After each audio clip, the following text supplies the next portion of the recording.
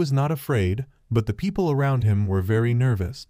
One of them exclaimed, "What the hell? Did a road sign fall from the sky?" Takuo's loud voice was heard from the rooftop, calling out to Rei and saying that he had finally arrived. Rei looked up at him, and he shouted with a smile that this time he couldn't hide. He jumped off the roof and landed next to a road sign, and Rei asked if he also came to take the exam. He understands that even with the skill of a beginner's blow, it can blow his head off, right? Takuo beckoned him over with his hand and asked if he thought he was the same weakling he was. He received a new class spearman. Rei laughed and repeated, "Spearman? Isn't this a class for morons who can't really do anything except wave a stick?" Takuo was offended by these words, and he exclaimed, "What kind of class does he have then?" Rei asked if he really wanted to know. He answered with a confident and proud smile that he was a beginner in the class. Takuo laughed and asked who. Does such a class even exist, or is it deceiving? Rei closed his eyes and replied that he was not lying. His main profession is novice. Takuo held up the road sign and said with a grin that he would believe him, but it will show him what the spear class is capable of. After that, he used a destruction blow and made several lunges with his spear forward. Leaning slightly to the side, Rei easily dodged his blows and began to approach him. Takuo couldn't hit it and nervously exclaimed, "What the hell?" Rei got very close to him and said with a smile that he certainly didn't want to get involved in problems right before the exam, but he provoked it himself. After that, he quickly waved his hand and sent Takuo flying, and he didn't even realize it right away. As soon as he started to fall, he screamed loudly and then hit the ground with a loud sound. Passers-by crowded around him, and some looked at Rei in shock, and he, passing by them, said that it was self-defense and nothing more. After that, he went to the association, and the girl at the front desk said that the exam fee would cost him 8,000 yen. Rei was surprised at the amount and thought it was a robbery. But still he had to pay, and then he sat down and began to wait, sadly lowering his head. An association worker approached him, and with a smile apologized for the wait. He looked up at her, and she, adjusting her glasses, said that they were starting his exam to obtain a rank. After some time, they came to a huge purple crystal that was floating in the room. Rei thinks, so this is the whole point of the test. He asks if he just needs to put his hand on the stone. He begins to hesitantly reach for this huge crystal, and the energy from the tips of his finger is directed into this huge crystal. Suddenly, the crystal begins to emit very strong energy, which surprised the girl very much, and she asks what is happening. Due to the energy that Rei released, the crystal changed its color to bright blue. She looks at what is happening with great surprise and asks what does this mean. After some time in the office, she slams her hands hard on the table and calls his name very loudly. She says that based on the exam results, they classify his abilities into the A rank category. She is sure that he has already heard about it, but players can also change their classes. The Sword Master, the Great Magician, the Archbishop, if he so desires, they, as an association, will completely help him in this. Rei says he's giving it up. The list of classes she listed didn't seem to be what he wanted. The girl asks what class he wants. He says that she shouldn't fill her head with unnecessary information. She says that even if he wants a certain class, without a special subject he will not be able to change classes, and the association will provide it to him. Rei says that if he needs it, he can get it himself. Is there anything else she can tell him? The girl is a little nervous and asks, isn't he creating even more difficulties for himself now? Rei sighs and says he doesn't know what she's talking about. She says that his strength currently surpasses all A rank holders. People with rank A to D can change class, but E rank people cannot change class. She says that if he refuses to enter into a contract and change classes, under the new law he will receive an E rank. Players with this rank receive many restrictions. For example, they cannot create guilds. By refusing, he will only make things worse for himself. Rei says this isn't the first time the government has come up with strange rules. He thinks that if he really needs this Guildmaster certificate, he can force one of the workers who has at least a B rank to get it. There is only one class that can complete the last prophecy online test, and until this appears, he is not going to change his profession for the sake of a conventional tick. He asks, even if he has an E rank, if he can pass the final test, he will still receive 100 million yen from the government. The girl panics, agrees, and is about to say something, but Rei interrupts her and says that then she can register him as an E rank. She says that she understands him. She will give him a player card with rank E after some time. Rei walked out into the street and is walking along the street where a large number of players have gathered. People around him say that if they have a C rank, then they can join their guild. Would they like to join the Artemis Guild? They invite all players from rank D and above. Rei smiles and says that they are not wasting their time. They will do everything to attract talented players. Two girls come up to him and say that it is immediately clear from him that he is very strong. Would he like to join their guild? Rei looks at them and says he is E rank. They were embarrassed by this and asked, "So how?" Then they apologize for disturbing you. He continues to walk further and thinks that as soon as he tells him about the E rank, everyone immediately moves away from him as if he were sick. But he doesn't intend to work for anyone, so he doesn't care. He notices a person in the crowd whose aura is different from the others. This guy notices him and starts smiling. A man comes up to him, greets him and asks, "He's Endosen, right?" He hands him a small card and says that this is his business card. Rei took this card and sees what it says, Wings of Creation Guild, Shinji Sato. The people standing around them point their fingers at him and say that this is exactly the guy. This is the strongest player from the Wings of Creation Guild. Herd-san? Rei asks if they call him Herd. Sato says he is very embarrassed. This is his old nickname, which dates back to the days of the game. Rei looks at him and wonders if he's a local celebrity. Probably we should refuse his offer too. He asks, so what does he need? Takuo says very loudly that this is the Wings of Creation Guild. He walks through a crowd of people and asks if they were really looking for him. Do they want to get a peerless B-rank player like him? He is ready to join them for a decent fee. Rei notices him and thinks that he has met this idiot again. Wait, he got a B rank? He feels as if he was threatening the examiner.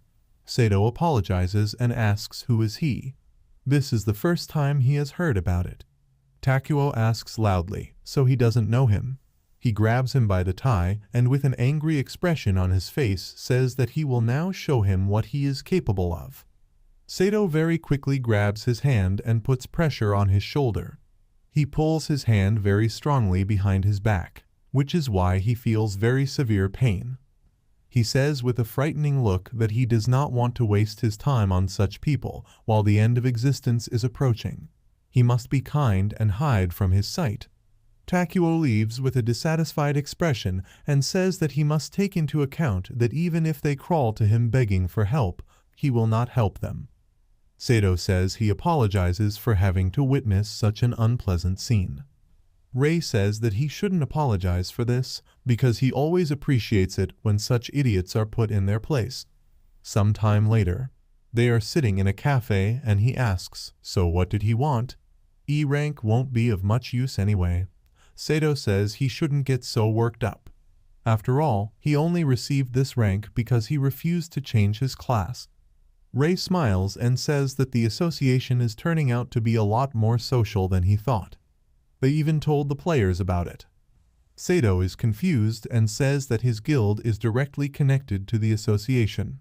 Before the end of existence, each of them must unite for a common goal, even if this information ends up costing a lot of money. He calls him by name and tells him that if he agrees to join the Wings of Creation, they will pay him the same amount as they paid the association for providing his personal information. Rei was very surprised when he saw the receipt and wondered, does it say 10 million yen? If he were the same as before, he would have agreed without even thinking. He returns the check, apologizes, and says that he is not very interested in joining the guild. Sato says it was kind of rude to offer such talent such a low price. Then how about giving him information?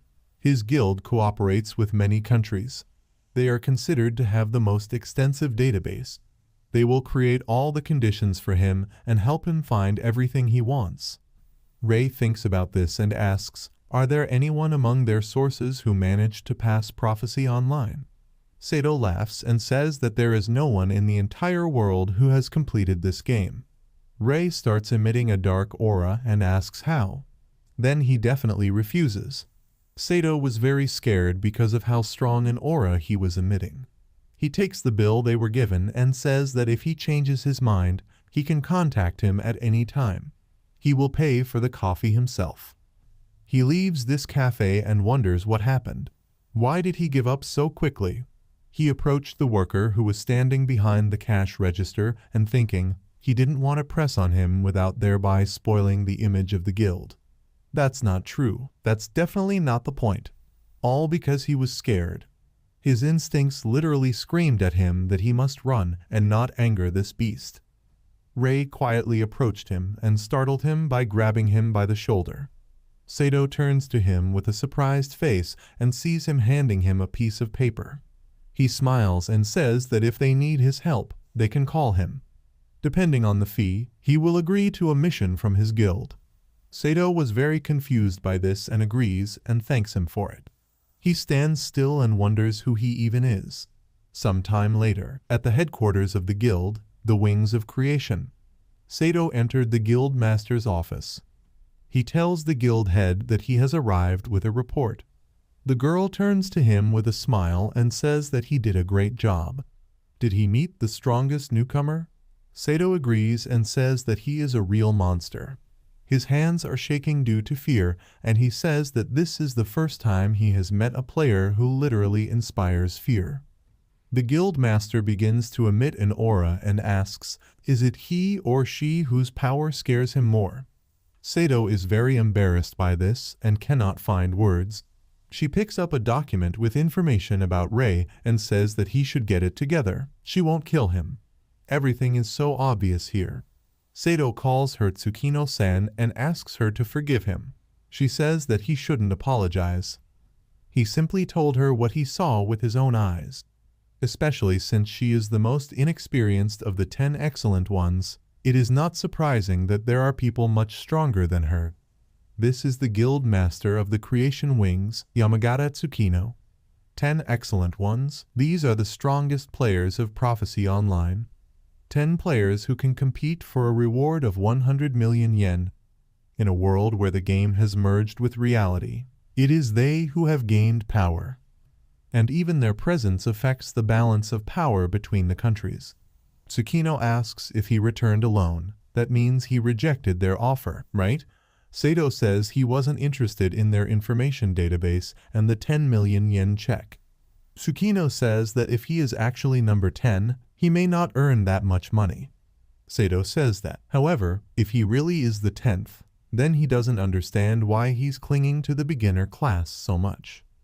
After all, if he agreed to increase his rank, he would open items that enhance his characteristics. Such things are simply not available to ordinary players. Tsukino smiles and says that she appreciates his guest. However, if what he said is true, then he is not just one of them. He may be the last unknown of the 10 great ones. Sato is very surprised by this and asks if she means number 1. Thanks to American intelligence, it was possible to find the 9 strongest players and rank them according to strength. But they never found the person under number 1, thinking that he did not exist at all.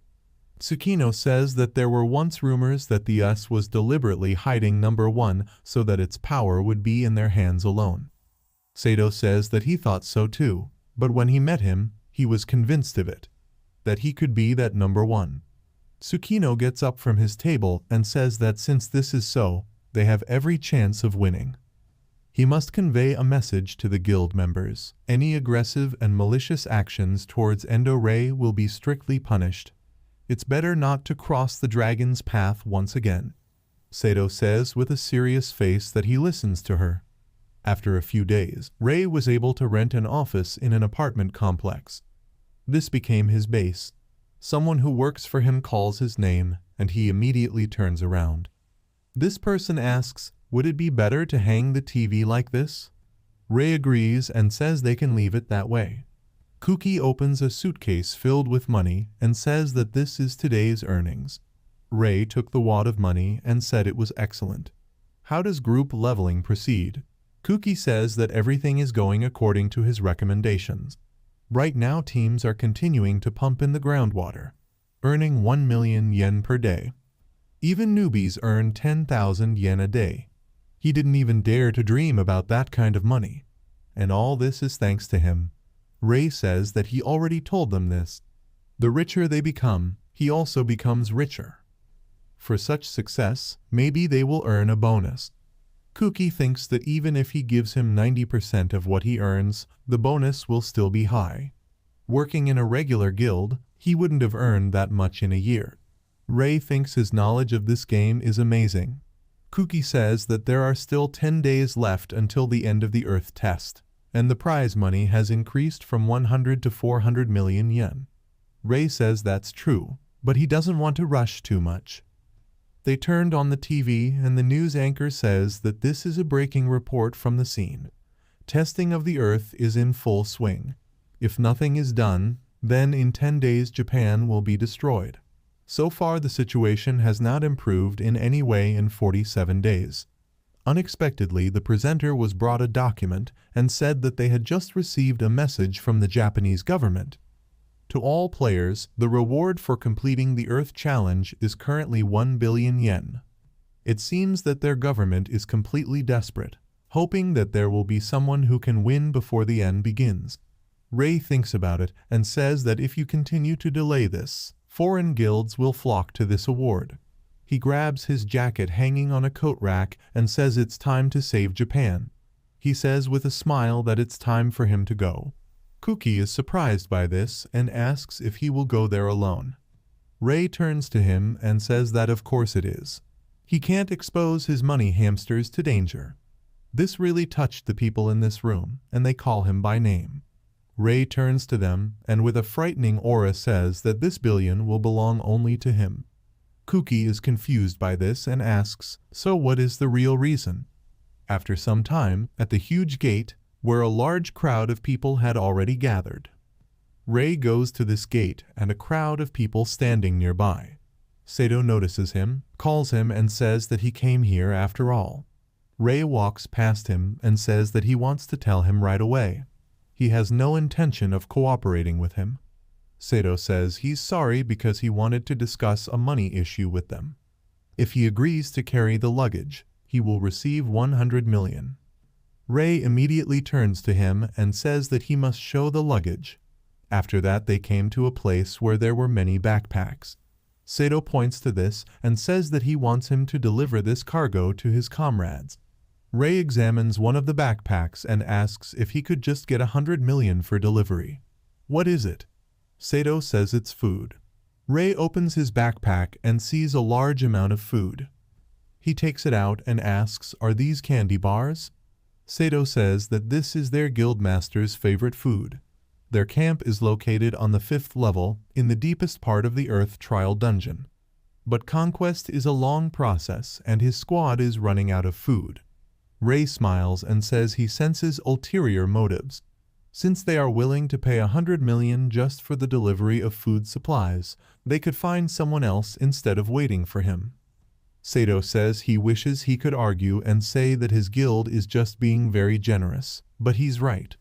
They had already sent 39 groups to the 5th level, but in the end the groups never made it to the end of the route. Ray asks if he said they didn't make it. Is it possible that the test of the land is now different from what it was in the game? Sato looks at him intently and thinks that this man knows something. He says that regarding the differences, their reconnaissance team determined that this dungeon remained the same in design as in the game. But none of the remaining players can reach the depths of the dungeon, and those who were capable of this were already there and awaiting supplies. Perhaps he is currently the only one who can get to the guildmaster. Ray grabs one of the backpacks and says that they don't have enough manpower at all, but since he gets paid, There's no point in complaining. He turns around and asks if he delivers the cargo quickly. Can he expect to be paid extra for speed? Sato smiles and asks if he can clarify this question. Rei looks at him and wonders how much he can get from this guild. Sato, finished talking on the phone, goes to him and says that he was told that if he delivers the cargo within a day, he will be paid an additional 50 million. Rei smiles and says that's great news. He turns towards the gate with a smile and says that he can do it not in a day, but in just an hour. Sometime later, at the 3rd level of the Earth test, 2 people stand in front of a huge monster that looks like a praying mantis. It delivers a very strong blow with its claw, but the guy stops this attack. His body is shaking violently due to the tension, and he says that she must leave now. The girl behind him asks, "What about him?" The guy smiles and says that he is grateful to her for everything. She must leave faster. The girl starts crying and loudly calls a guy named Michael. Rei runs past them very quickly, defeats this monster with his sword, and says that they should get out of the way, because he is in a hurry. Parts of the monster's body fall to the ground, and this scares Michael very much. He stood up and said that he was saved after all. The girl thanks him and says that he saved the life of her dear comrade. They notice that he has already run very far, and this surprised them very much. Rei continues to run through this dungeon and asks if the monsters are over yet. After some time at the 5th level, he runs through a long cave and suddenly stops. He sees on his watch that 42 minutes have passed and says that he even managed it faster. This will be the easiest money in his life. He turns around and something catches his attention. The guy asks, "Is there a person on the 5th level?" Must be the one sent by Sato-san. Rei puts a large backpack on the ground and asks, "Is he probably from the Wings of Creation Guild?" He takes out canned food from his backpack and asks, "Where is the person in charge of provisions?" He brought a load from herd, and they also must not forget to pay him for delivery. The guy says that he is in charge of provisions, but he had already transferred the money to him. Sato-san assured that he would quickly complete the order, so he did not wait. Rei opens the app on his phone and sees that he has been transferred 150 million from the Creation Wings Guild. He says with a smile that they actually transferred the entire amount to him. He is always happy to cooperate with them. The guy turns to the rest of the guild members and says that they were waiting for this. The food has arrived. They start taking food out of their backpack and say that he is their savior. They already thought that they would die of hunger here. He will help them now. Rei looks at them and says that their situation is not very good. The guy who met him stands next to him and agrees with him. He says they lost many in the conquest. Several people are running towards their camp. They loudly say that they need to run away from here because they are advancing. They try to catch their breath after this and say that they won't get them here. The guy is worried about them and asks what happened to them. They hear a very loud scream and cover their ears because of it. They see a large cloud of dust that has risen next to them. A huge number of beetles are flying towards them. Rei realizes that it is a swarm. Suddenly, very strong streams of fire fly next to him. He was very surprised because of this, and Tsukino was already standing behind him with a sword in her hands.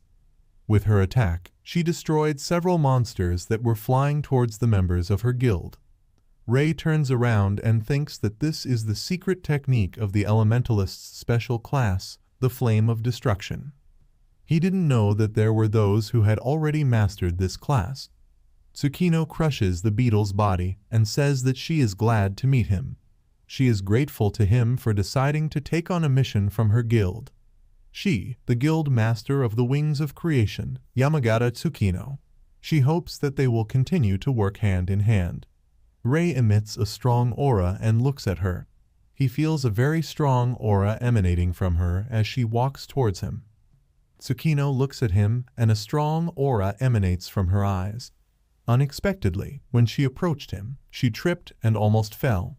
She laughed, apologized, and said that she had not eaten anything for a long time. Because of this, her legs could no longer hold her up at all. Rei looks at her guild members who are quarreling over food and says that he heard that they were running out of food, but that they were already starting to starve.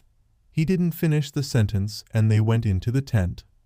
They sit at the same table and he asks, "Is she the strongest among her squad?" Tsukino eats the chocolate and agrees with him. She looks at him and says that although she is the last in strength, she is among the 10 excellent ones. Rei looks at her and asks, "What is this?" "This is a very strange name." Tsukino blushed because of this, slammed her hands on the table, and said that it was not strange at all. This is the name given to the top 10 players who have been among the top best since the days of the game, and the government gave them that name. Rei thinks about this and asks, "Top 10 players? And how did the government know about their powers?" Tsukino says that data on the strongest players was obtained by us intelligence agencies. Only they could not find the player who was first in the rating line. 10 excellent players are sponsored by their government. Were they really not interested in him? Rei wonders if they are government-sponsored. He put a bag of tea on the table and asks how much does the government pay them. Tsukino says it usually depends on the country in which the players live. In Japan, it's about 1,000,000 yen. Rei remembers the million that was transferred to him and thinks about it. He gets angry and thinks that it is because of people like this that he became a gambling addict, and in the end he almost spent his whole life on it. Although, if he is still number 1, maybe he should continue to remain silent about it. If everyone finds out, he will have a lot of problems. He says that even the reward for passing the test of the earth is much greater. Tsukino agrees and says that sponsorship may not be significant, but the biggest money is from those who know at least something about playing this game. After all, no one has yet defeated the local boss like that. Rei asks, even being one of the top 10 players, she is not able to defeat this monster? Tsukino says that no matter how strong she is still an ordinary person. If only she had the level and equipment of her in-game avatar, maybe she could have managed it. But in the current situation, it is unlikely that he will be able to defeat the boss. Rei gets up from the table and says that he understands everything. He has already completed his mission. If they need more help, they can say so. Depending on their fee, they can negotiate. He leaves the chamber with a serious look and thinks that now it is time to defeat the boss living on this level. He won't be able to earn 1 billion without doing anything. Tsukino abruptly gets up from the table and asks him to wait. She says that she would like to defeat the local boss with him. Several guys standing next to her ask what she's saying. After all, they can cope with the boss without him. That's right, it wasn't enough to get involved with this strange guy. Tsukino asks, have they already forgotten her decree? Any aggressive actions towards him will be strictly punished. She understands their dissatisfaction, but she no longer wants to lose anyone. They all remember how they fought against the boss a while ago.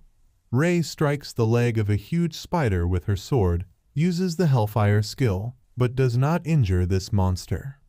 The wounded members of her guild call out to her loudly and tell her that the defenses have been broken and they can no longer fight. Tsukino says loudly that they should listen to her carefully, they should back off. Those who can still move must help the wounded. One of the guys says loudly that if they retreat now, she might get hurt. Tsukino says that she is giving the command to retreat to avoid even more casualties. The guy stopped the monster's attack with his shield and says that she should run away from here, and he will delay it. Tsukino refuses and says that he needs to leave with everyone else. The monster struck again with its paw and immediately killed the guy. She was very surprised by what happened and cannot say anything about it. She clenched her teeth tightly and said that even if it was one person's life, she wanted to save even that. Currently, Tsukino says that she believes that together with him they can avoid big losses. All the members of her guild listen to her carefully and say nothing. She raises her voice and says that clearing the test ground and restoring the balance of power in Japan is all they can do to honor their fallen comrades. The members of her guild felt hope and looked at her with joyful faces. Rei interrupted this moment and said that this was a heart-tugging speech. He was even touched. but she could have stopped talking like that. He turns around and with a sly smile says that he is able to defeat the boss alone. Tsukino looks at him and wonders what kind of conceit is this. But if he's that number 1 out of 10 great ones, are they wrong? How will he fight? In this battle, she will be able to find answers to these questions. She follows him out of the tent and asks if he said she could ask him for help, right? She is ready to hire him in the group to conquer the boss. Rei smiles, turns to her, and thinks he smells money. He asks, but it seems to him that she needs something other than just defeating the boss, right? Tsukino says that she understands that they are asking for something exorbitant, so they are willing to pay compensation for the inconvenience caused to him. Rei smiles and asks, did she say about compensation? This is amazing. 10 million from each member of the group, and he agrees. At the same time, firstly, they pay in advance. Secondly, they should not tell anyone about what they saw in this battle. These are his 2 conditions. They want everyone to survive, right? He needs to defeat the boss and save the lives of her soldiers, and this is where the price comes from. Tsukino says with a smile that she agrees to this. Concerned members of her guild call her name and tell her that she should wait. She raises her voice and says that they should listen to her carefully. They are going to conquer the boss, and they will all help him in victory. They must prepare to leave. Rei looks at them and thinks that 10 million from each member of the squad is quite a lot. How much money does this guild have if it agreed so easily? Some time later, they all walked on together and stopped when they saw something. They see a large number of flying monsters heading towards them. The guild members began to panic about this and asked how many of these monsters are there. Rei takes out his sword and says that he can kill them all if they pay extra. Tsukino eats the chocolate and says that she can handle this on her own. Very strong flames appear around her. She laughs and says that she will not let them interfere with her negotiations. She uses the fire whirlwind skill over a large area and defeats many of these monsters. Rei is surprised by this and thinks she's doing a good job. Her guild members look at this and say that as expected from the leader. Tsukino puts away his sword, from which flames emanate into the scabbard and the fire disappears. She turns around and asks, are they ready to move on? Rei shows his phone and wonders, did this woman eat chocolates 10 minutes ago? He says that he has already received the advance. He turns and says with a smile that they should go take Japan's test. They all move on together, and he says that they will end this dungeon once and for all. Some time later, Rei calmly stands still while the others fight against the monsters. The man asks the guild leader if she is even sure of him. Considering how much she paid him, he expected something more from his fighting skills. He just uses normal attacks and that's it. Tsukino says that this is not entirely true. He must look at the monsters he has defeated. There are no visible injuries on the monsters he attacked, but they are definitely dead. This proves his skillful skills. She watches Rei's actions and thinks that he doesn't even try to dodge, and his blows certainly don't shine with originality. What will he show in the boss's room? Some time later, before entering the boss room on the 5th level, Rei looks at the door to the boss's room and thinks that he hasn't seen this door for a long time. The guy says that this place makes him shiver. The girl next to him is about to use magic and asks, he is okay? Maybe he needs to be healed? Tsukino steps forward and says that they should move on. She stops, takes out her sword, and says that they must avenge their fallen comrades. Once the door opens, they must use the most powerful blows they have. She, along with the members of her guild, runs forward and speaks loudly that they should go on the attack. They entered the boss room and are heading towards the boss. The system notifies that this is the boss of the 5th level of the Earth test, the Cinnabar Spider. Tsukino, along with his guild members, begins to use the skills Hellfire, Fire Fist, and Phoenix Fury.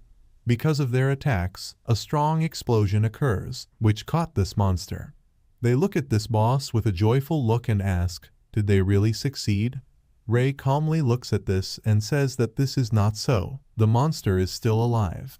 Tsukino looks in surprise at the huge spider in front of her. The monster delivers a very strong blow with its paw and throws several people in different directions. This huge spider, which was hit by several attacks, was not hurt at all, and this greatly surprised the people in this room. Tsukino asks why nothing happened. Aren't insect monsters weak to fire damage? Rei with a calm face says that she is right about that. But their power is low, so they cause almost no damage. The monster shoots a large amount of web at Tsukino, who did not expect it. She and her guild members jump to the sides to avoid this attack. She lands on her feet and says that they must watch out for this monster's web. If they get into this net, it will be difficult to get out. Rei stands next to two guild members and sees a web flying towards them. He grabs the two and stares at this attack. He jumps up with them and dodges this monster's attack. They land far from the boss fight.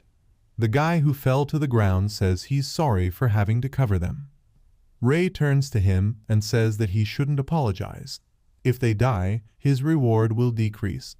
Although they may continue to behave recklessly and expose themselves to attack. For each such case, they will be required to pay another million for each. The guy was very embarrassed by this and says that this is real extortion. Rei looks at the battlefield and thinks that he can continue to drag out the battle, earning another million from their stupidity, but their guild is directly connected with the government. If he continues to behave this way, he may cause problems for himself in the future. He looks at the battlefield and uses the Eye of the Soul skill. He thinks that the condition for obtaining a soul fragment from the guild master is unusual. In the system window, it is written that a fragment of the soul of a rank D swordsman, the condition, will force the bearer to experience the greatest surprise of his entire life. Rei is about to take action and wonders why he shouldn't take a risk. He jumps forward very sharply and flies towards the boss. He channels a large amount of energy into his sword as he flies towards this monster. With one blow of his sword, he was able to cut off one leg of this huge spider. The boss of this location immediately pays attention to him and looks at him with his huge eye. The monster swings its huge paw and is about to attack him. It hits very hard and releases very bright energy. Tsukino covers her face with her hand due to the large amount of dust that flies in her direction and loudly calls his name. She thinks it's all over. Their last hope is dead, and so are they. She doesn't have time to finish her thought because she hears Rei asking how powerful it is that it hopes to kill him. He was able to stop the attack of this huge monster with one hand. The system notifies that he is using the skill Fortitude. The required item to activate the skill is any soul fragment of rank E.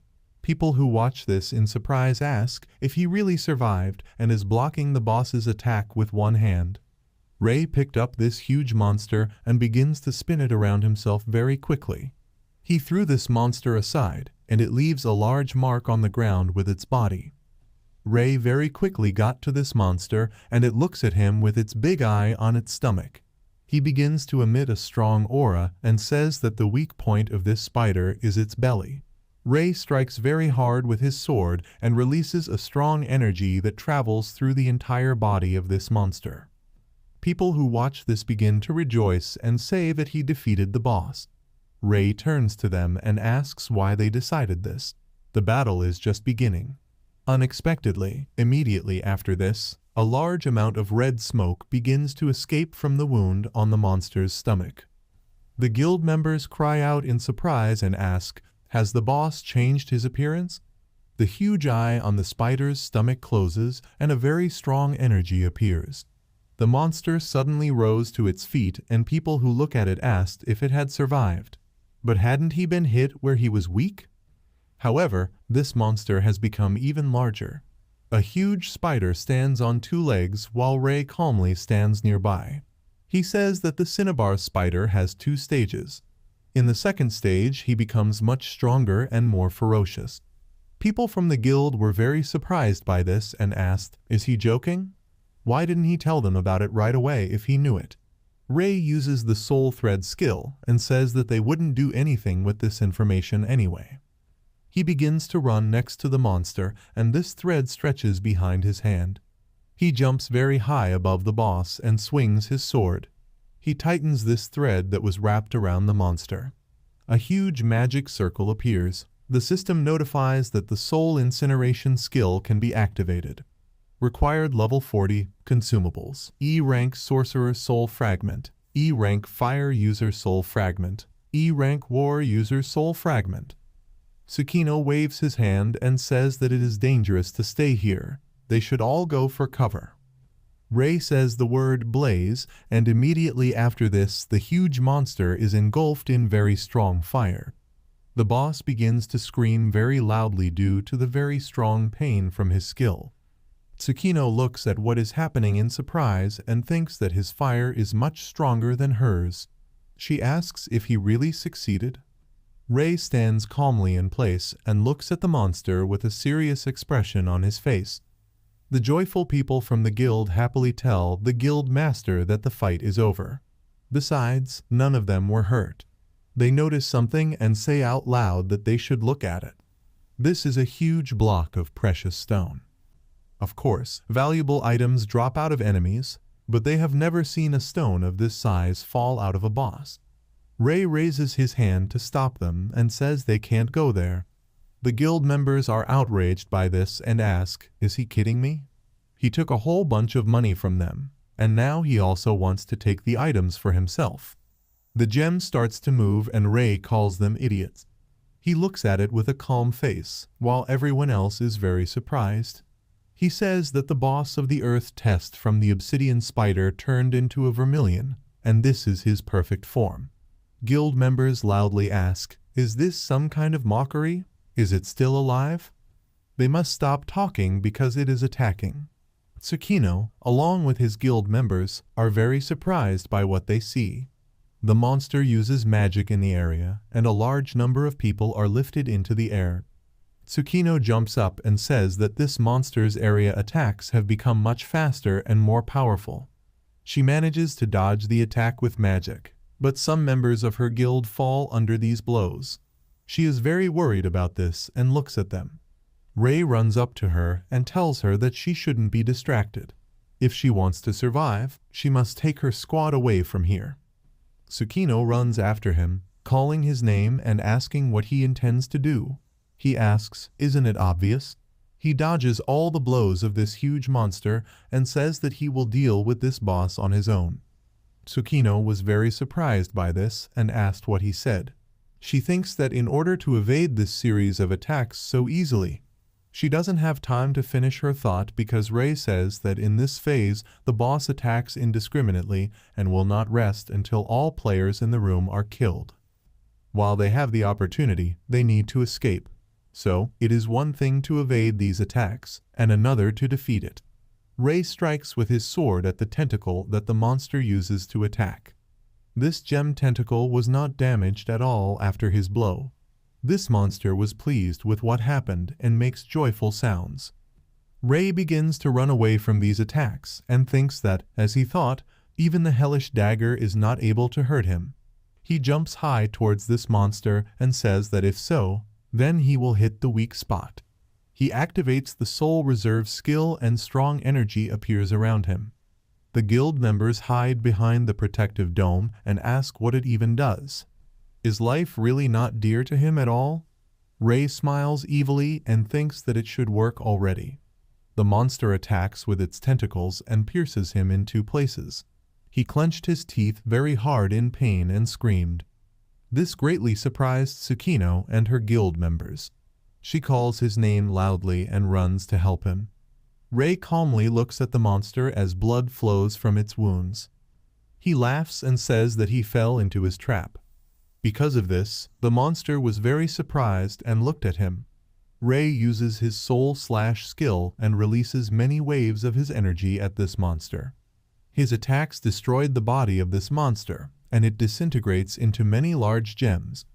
Because of this, Rei begins to fall to the ground with a joyful face. He hit the ground very hard, and this caused a large cloud of dust to rise. He looks at the system window and says that he knew that it would be terribly painful. But if he is not healed, he will definitely die. The system notifies that the soul reserve has 3 seconds left. If he does not restore his health during this time, then the protection of his soul will be removed and he will die. Several healers approached him, pointing their staves at him and using different healing skills. Rei then stands up and says that thanks to their support, he didn't have to use his skills to recover.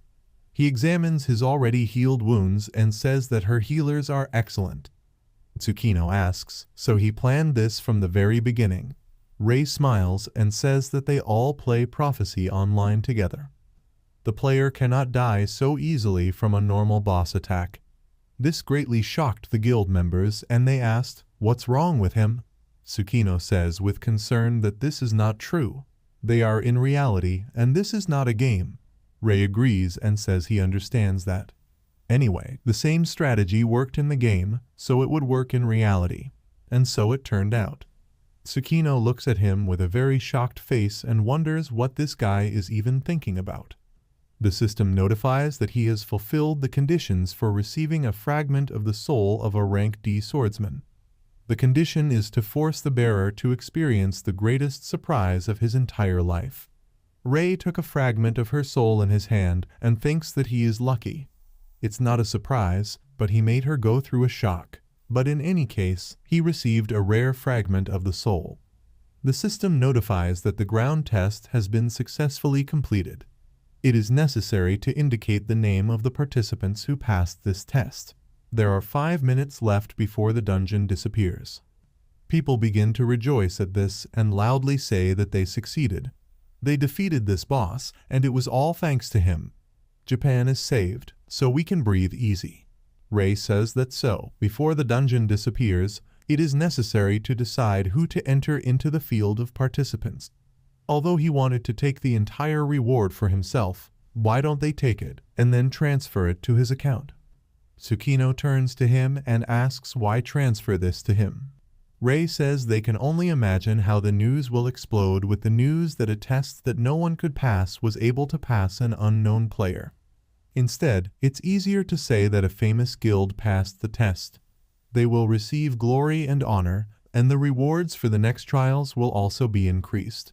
He thinks that if everyone finds out about his involvement in this, he won't be able to earn so much money so easily anymore. Tsukino asks if he is so worried about money, right?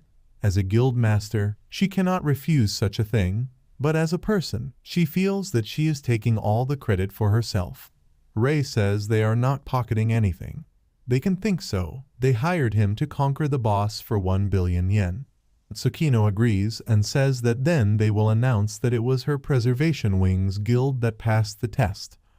She says this, and the system notifies that the record about the participants in the conquest has been successfully saved. Rei looks around and thinks that none of those present will reveal his involvement in passing the test.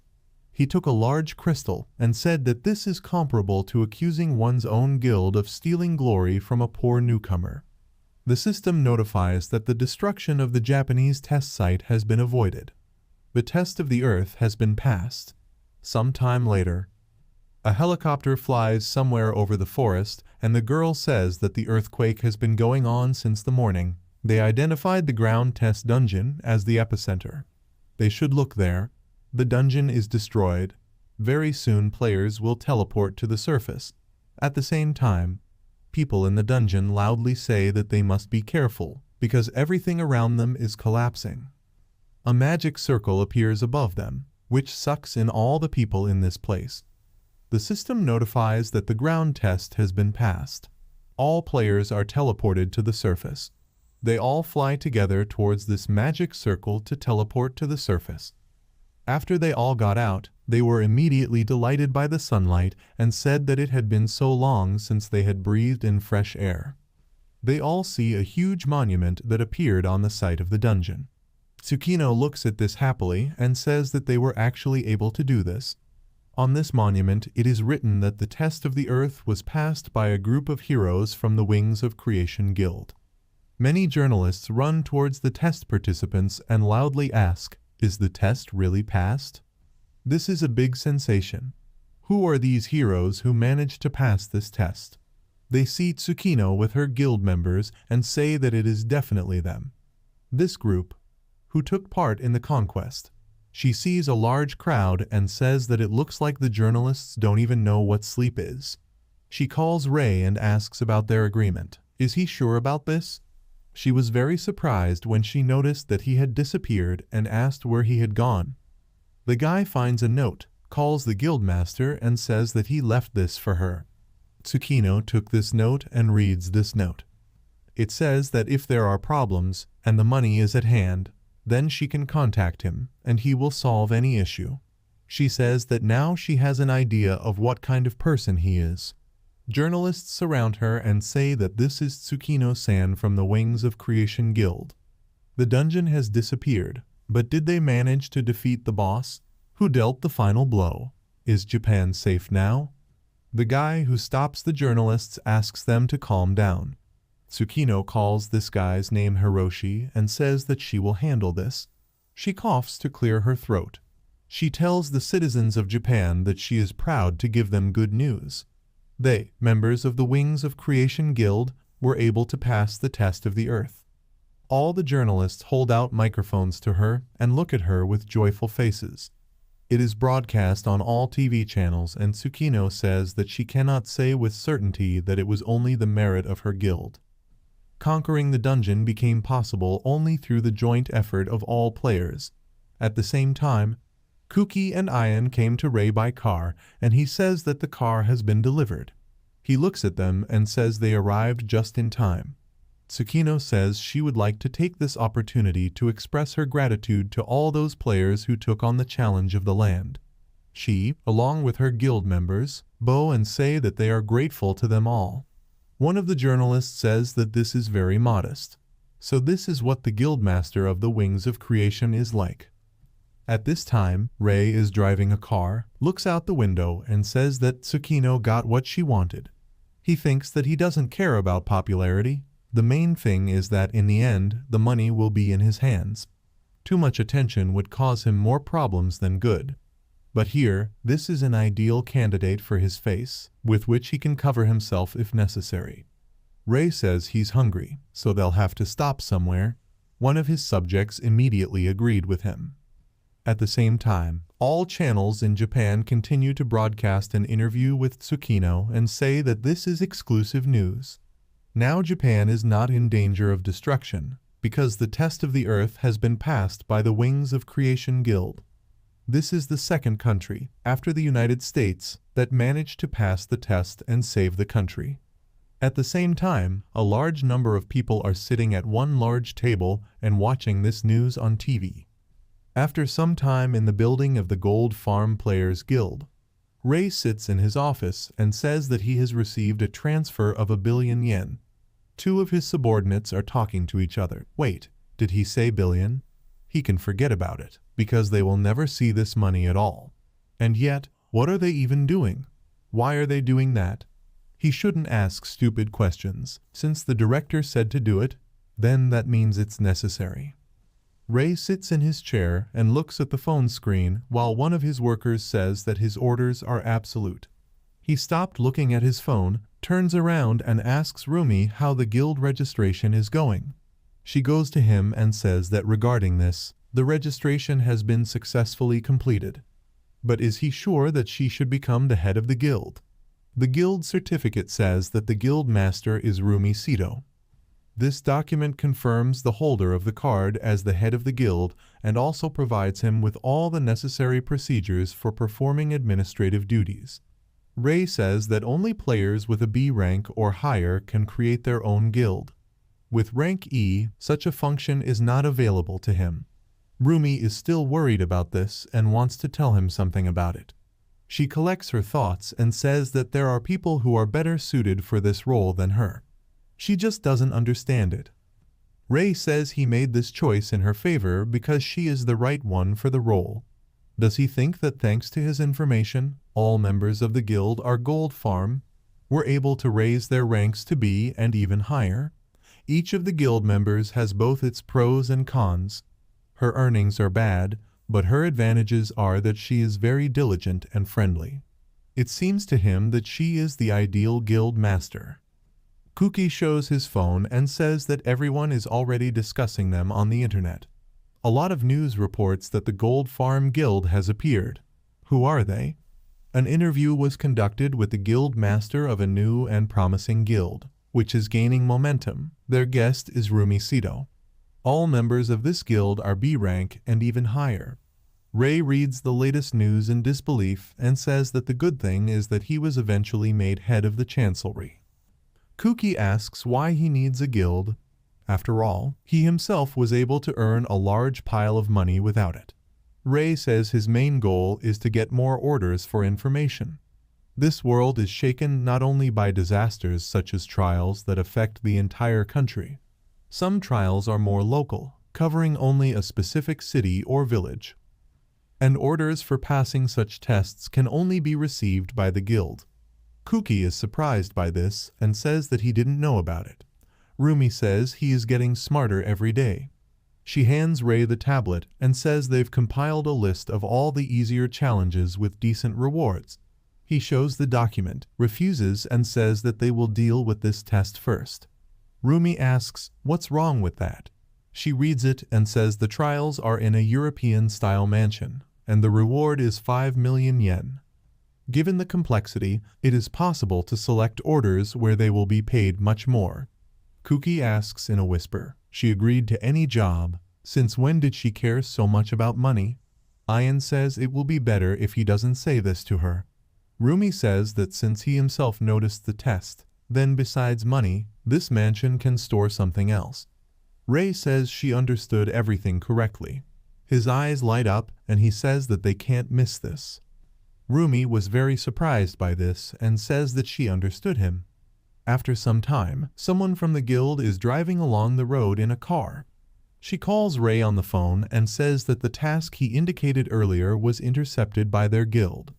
They managed to negotiate a reward of 5,040,000 yen. He says they are great. He will arrive on site in 30 minutes. Another phone that lies on the seat next to him begins to ring, and this attracts his attention. Yuji, who called him quietly, says that he arrived at the indicated position. Strange people entered the house. Ray asks how many there are. Yuji says there were 5 of them. He asks, they didn't find him, did they? He says that they did not see him. Ray is about to end the call and says that he will handle the rest himself, and he can leave from there. He thinks the request was intercepted by his guild. So what are others doing there? He clicks on the system window and says, in order not to show his face again, he will use an illusory mask. The system notifies that an illusory mask item is being created. To create an item, he needs materials. Ray says that he received a fragment of a rank D swordsman from Tsukino. The system notifies that automatic creation. Because of the D rank swordsman's soul fragment, the chance of creating this item is 0.23%. Does he want to create this item? Ray asks, what if you create this item manually? The system notifies that if created manually, the probability of success is unknown. If he fails while creating an item, he will suffer physical or psychological consequences for it. Does he want to create an object? Ray agrees to this, and the system notifies that a transition to the soul's forge is being made. He needs to harmonize the soul with the subject. The likelihood of success depends on how he copes with this task. He is transported into the space of the forge and sees many figures floating in the air. The system notifies that since the base success rate is below 1%, the difficulty will be increased. The time limit is 1 minute. Ray begins to very quickly rearrange these figures in the correct sequence and manages to finish at the very last moment, when there is almost no time left. The system notifies that his soul is in complete harmony. The success rate is 100%. Makes the transition to the material world. Ray has returned to consciousness and the mask he just created is floating above his hand. The system notifies that the illusory mask was made thanks to the skill of the Soulsmith subclass. He put this mask in his inventory and says that he must stop him here.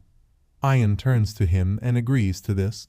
Ray got out of the car, walks in the right direction, and is about to say something, but pauses. He took out a mask, which he immediately put on his face. His appearance has changed, and he thinks that with this mask people will see him as a different person. He walks towards a very tall mansion for which they received a contract. He goes inside and doesn't hear any sounds. Ray notices the armor and thinks there are a whole bunch of corpses here. They were set on fire, and the smell of burning still hangs in the air. He goes down the stairs and thinks that it looks like they are already waiting for him below. He sees that in the bookcases there is a teleport to another dimension. Ray approached this passage and thinks that the hidden door has been opened. They seem to be looking for a hidden test. Depending on the complexity, tests are divided into large-scale and small-scale. Large-scale tests are those where the entire state is involved. Small-scale, affecting small settlements such as cities or villages. Well, it's logical to assume that small-scale tests are not that complicated. Therefore, you won't be able to make a lot of money from it. But even among these tests, there are exceptions. These are hidden tests. They occur only in small-scale tests, in secluded corners. The level of difficulty is significantly higher than that of a small-scale test and has nothing in common with the main test. The best thing about these challenges is that you can get rare items. Ray begins to walk down the long stairs and thinks that, in other words, such challenges can only be found by those who have information about the game. He went down to the very bottom and sees several people in robes standing next to each other. One of them takes off his hood and asks if he is a representative from the Gold Farm Guild. They were waiting for him. Ray was confused by what he heard and had an idea. He asks, "What kind of gold farm is this?" The guy was embarrassed by this and asked, so it turns out he made a mistake. But that's not that important. He sees that he is capable of passing this hidden test. Ray apologizes with a serious face and says that he does not intend to go through this for them. The guy says that he misunderstood him. There is no need for this because it has already been passed. He takes out the item with a smile and asks, "He came for this with a box, didn't he? Or is he wrong?" Ray quietly takes a weapon from his inventory in his hand, which he hides behind his back and wonders, "Have they already gone through this?" He asks, "What if this is so?" Unexpectedly for him, the guy throws him this box with a sharp movement of his hand. Ray catches this, but continues to watch them closely. The guy with the kind face says that he is giving it to him as a sign of gratitude. But in return he wants to ask that he fulfill their request. Ray asks what kind of request is this. The guy says that he must prevent other people from taking the small-scale test. It doesn't matter how he does it. If he is an experienced player, then he knows how to hinder others, right? Ray wonders why they want to prevent the test from taking place. He closes his eyes and says that he understands who they are. They are from a dark guild and want to do the same thing that happened to Argentina, right? He thinks it happened about 2 weeks ago. One of the cities of Argentina, namely Mendoza, was completely destroyed because no one could pass a simple test. But the whole problem happened a week ago. Shares of companies that were based in this city were massively short-sold across the board. As if someone knew in advance that in a week this city would be wiped off the face of the earth. Ray smiles and says that he heard that the Dark Guild was to blame. They've played enough with Argentina, and now they're taking on Japan. The guy with a sly smile says that he can't, of course, continue to fantasize about the reasons for their offer to him. But it will be better if he answers. Does he agree or not? Ray calmly says that he refuses this offer. No matter how tempting their offer may sound, if you choose which of them will destroy the city, then it would be much more profitable for him to do it on his own than to serve someone. The guy says he's very sorry. Then he asks him to return this box. Besides, he will have to pay a small percentage for the time he held this box in his hands. Ray asks, "What is this percentage?" The guy says that this is a percentage in the form of his life. He takes out a syringe from his inventory and says that after their meeting he has only 2 choices, either cooperate obediently or die. Ray pulled out his sword from behind his back and asked if they really thought they could defeat him. The guy says that in a normal situation it would not have worked out for him. His eyes light up and he says that they managed to pass this secret test. He injects the contents of the syringe into his throat and says that he will be able to feel this power on himself. The rest of the people also inject themselves with it, and he says that the players' skills are useless in front of the power of the darkest guild. After that, they all dropped their syringes on the ground together. They begin to suffer from pain, scream loudly, and emit a dark aura. The main guy's face has changed. He laughs and raises his head. He sees the real appearance of Ray, who is hiding behind the mask. He looks at them and asks, "Is this doping?" He thinks about it. It affects physical performance, right? But outwardly they remain the same as they were. Why are they standing still? He looks at the box in his hand and thinks that he understands everything. In this case, he will play along with them. Unknown people felt better. One of them put his hand in his pocket and pressed something. Because he pressed the detonator button, the box in Ray's hands exploded. They all start laughing loudly together because of what happened. The main guy says that he fell for such a simple trick. What idiots all these players are. They all believe that the game's mechanics have made them invincible, but they still remain too naive. All he needed was to divert his attention to a possible threat from them and detonate the box. He's sorry, of course, but they don't need useless tools. When he came closer, he was surprised by something and did not understand what had happened. He notices that only a box stands at the site of the explosion and asks where his body went. Suddenly, the guys who stood behind him were attacked from behind while they were confused. The guy turns around sharply, releases flames from his palm, and says loudly that he understands everything. Ray covers himself with his hands while his comrades scream loudly in pain and ask Ridge-san why he did this to them. He pays no attention to this and continues to blow out flames and says that he will burn him alive. Unexpectedly for him, Ray's body disappears right in front of him, and he asks if this is really an illusion.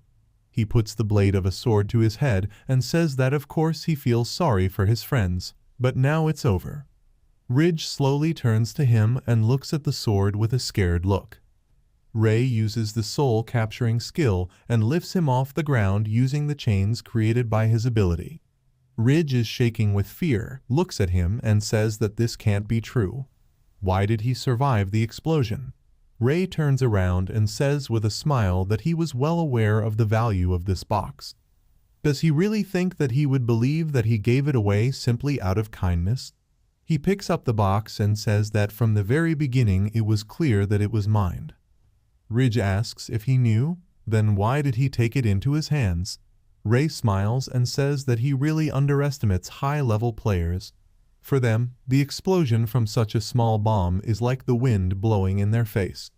He calls Rumi and says that although he will take the money from his wallet for the damaged clothes. Ridge begins to panic and asks if he is going to contact the police. Ray says that's not true. He's making a call about a much more important matter. Rumi answers his call and asks if he has already completed this test. Ray says she should look at Japan, where stock buying is more avid. Perhaps the Dark Guild is doing the same thing to their country as it did to Argentina. They must not allow this tragedy to happen again. Rumi is going to do what he asks and says that she listens to him. Ridge says with a smile that he is truly a hero of justice. Ray asks with a sly smile what kind of justice is he even talking about. After all, they deliberately collapse sales of shares of a couple of local companies, selling them for cheap. If his people buy it and he passes the test, I wonder how much money he'll get out of thin air. Ridge is embarrassed by this and asks if he really decided to go to war against the Dark Guild. Ray says with a smile that if there is a lot of money at stake, he will do it with great pleasure, or they can cooperate with them. Ridge chuckled and loudly asked who in their right mind would cooperate with them. Ray holds the phone over his shoulder while he looks at the contents of the box and asks Rumi if he's ready for re-education. She asks, is he talking about the very thing where a character with restoration is needed? In fact, everything is already ready. But they have not yet conducted experiments and do not know how effective such methods will be or at least humane. Ray, with a sly smile, says that he will deliver the lab rats to her soon, so she should prepare. The system notifies that, thanks to the evolution box item, a fragment of the soul of a rank F magician turned into a fragment of the soul of a rank E magician. After some time in the Museum of Modern Art, Ray stands at the entrance to the building, calls on the phone and asks, "Is this the target of the Dark Guild? Is she sure about this?" Rumi stands in the room where her guild members are bullying the Dark Guild members and speaks that everything is exactly like that. Rayson and his employees confess to everything. But unfortunately, they don't know how many enemies there will be in the area. Maybe he shouldn't have gone alone. Ray calmly walks inside and says that this is his concern, and she should continue to monitor the stock.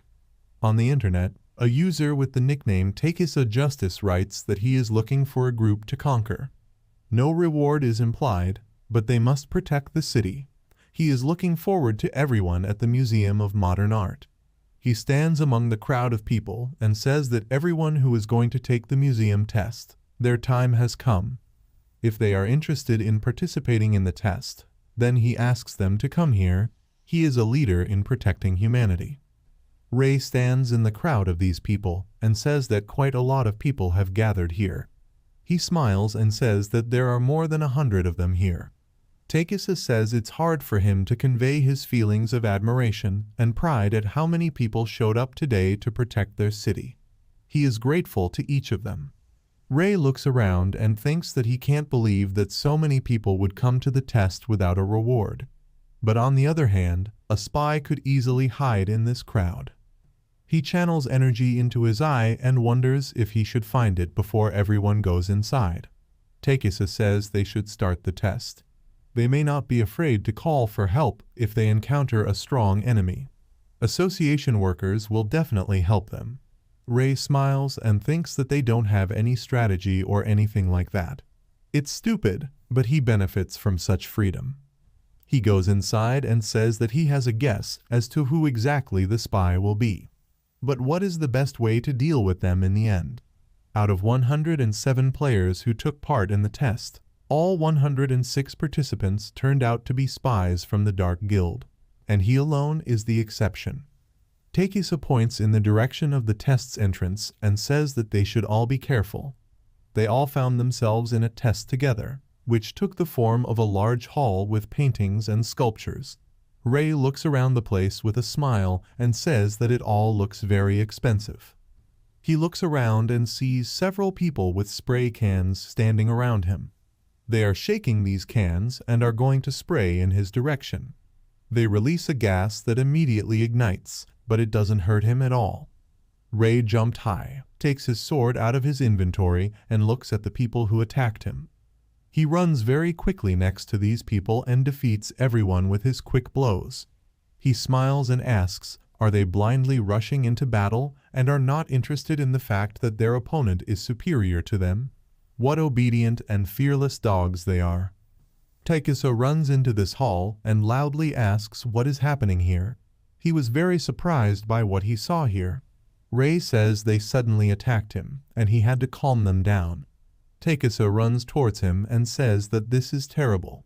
He stabs him unexpectedly and says he hopes he's not hurt. Ray calmly stopped his knife, grasping it with only 2 fingers. Takisa tries to snatch the knife from his hands using all his strength, but realizes that he cannot move his hand. He wonders what kind of power he has. He lets go of the knife and very quickly jumps away from it several meters. Ray broke his knife with 2 fingers and says that this is a weapon that is not even a game item. With this, he will not be able to harm any player. Maybe stop making this farce. He knows that they are all connected with the Dark Guild. Takisa says with a sly smile that since he knows everything, it's even easier. Several people rise up and ask him what kind of Dark Guild is this? Didn't this test come from an environmental group? Takisa smiles and says that's right. The Environmental Protection Group is precisely a business partner of the Dark Guild. Maybe they can just calmly discuss everything. What he thinks? Their priority goal is not to kill him, but to protect this place. He wouldn't want to become enemies with him. He understands that, right? He says with an angry face that if he agrees to cooperate, he will arrange to be paid an allowance of 100,000 yen. People ask with a dissatisfied look, will they pay him 100,000 while they only have 30,000? That is, the Dark Guild promised them a fee of 30,000 yen. Ray looks at them and thinks that he understands everything. In the past, he would also have agreed to such a scam. He waves his hand incredibly quickly and says with a smile that he has to give it up. Takisa stretches his neck and asks, is that how he decided? He's very sorry. He became serious and says that if this is the case, then he will have to kill him. He gets down on his knees, starts emitting strong and bright energy, and tells his dear friends that he has a special offer. Only now, whoever kills this guy will receive 100,000 yen from above. He points the crowd of players at him and says that they must kill him.